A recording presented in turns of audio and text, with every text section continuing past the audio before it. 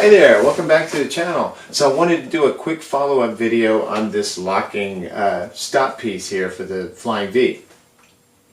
So when I put it on, I was just trying to use the nut driver to avoid chucking up this middle piece.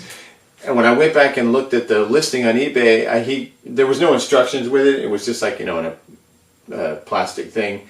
And so when I went back and looked at the eBay auction, I noticed that he had kind of like a set of instructions in the description, and he mentioned a 1/8 inch Allen wrench or Allen socket being in here.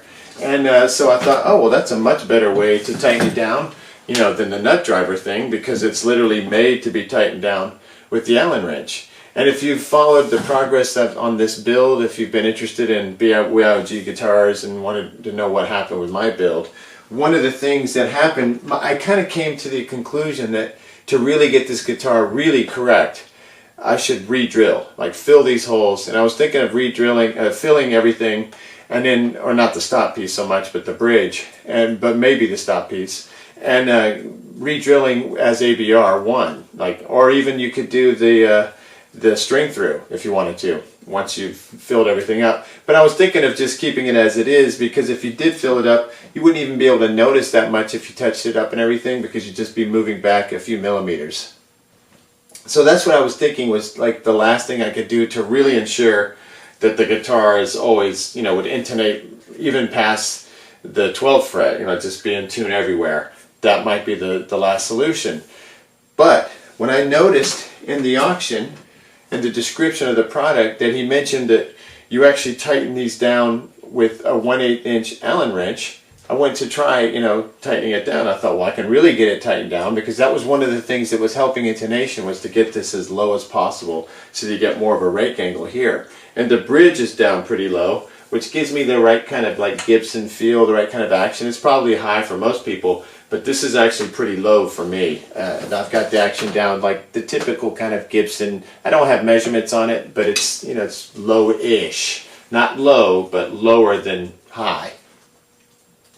So I've had good experience getting, and I had it pretty much intonated, you know, fine with the old stop piece, but with the regular stop piece, you're limited to how far you can tighten it. You know, you can only go so far with it.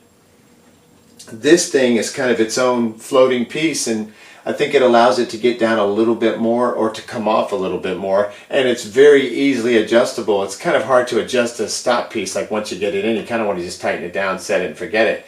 But with this, it becomes yet another place to fine-tune your intonation and fine-tune your string, your height on the fretboard.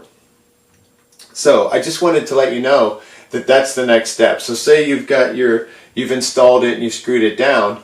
Well, now you take your 1/8 inch Allen wrench here, go right into that hole, which is why it looks a little different, you know, from the usual slots. It has this hole in it for the Allen wrench. So you go into the Allen wrench, and what I found when I was doing it is I was picturing having to crank it down all the way down, and that would make it perfect.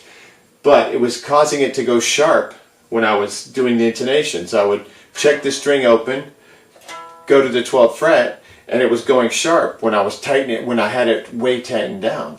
So now I take my 1/8 inch Allen wrench, put it in the hole here, and I just sort of went back and forth to see which way would make it go flat, which way would make it go sharp.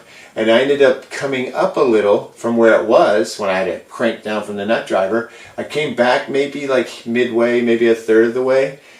Suddenly, the intonation is perfect. And I was actually able to dial it in one more smidge better than it was with the traditional stop piece that you just kind of crank down and forget. Because, like I said, this allows you to tighten down not just the stop piece itself into the stud bushing, but the top of it, you know, the piece that cranks down, because these are all kind of a set size, and different tailpieces will have slightly different dimensions that make it maybe not fit as snug as it could, and then the strings kind of pull it the rest of the way. Well, with this, you can really get this down, and especially if you have plenty of room to intonate. See, I've run out of room with my bridge, and it's down to like neck adjustments and things like that. So this step was the last little piece of the puzzle that got me intonating perfectly, and now I've kind of forgotten about having to re-drill, all because of this little tweak that I just bought on a lark. So to add to the last video, the last step, once you get them hand tightened on, instead of using a nut driver, you go with the 1/8 inch Allen wrench. And then you kind of, if you're like me, or if you're just worried that it's going to affect intonation, which it very well could, depending on how much you tighten it down and depending on your situation, you're going to use your 1/8 inch Allen wrench as you're intonating. If everything else is the same and this is the only thing that's changed, you're just going to tighten this or loosen it until you get that intonation to dial in. Really cool. So another little thing I learned, and I wanted to pass this along because I felt bad I didn't really give you good instructions in the last video. This is like the next step to really make it work correctly and get the most out of it. And for me, it's been an intonation fix. So once again, this guitar just keeps getting better and better every day. Alright, so stick with your projects. Don't give up. Don't give up on your guitar builds or anything. Even if you get frustrated, just put it away. Let the frustration pass. Come at it again with some new ideas. Rockin'. See you next time.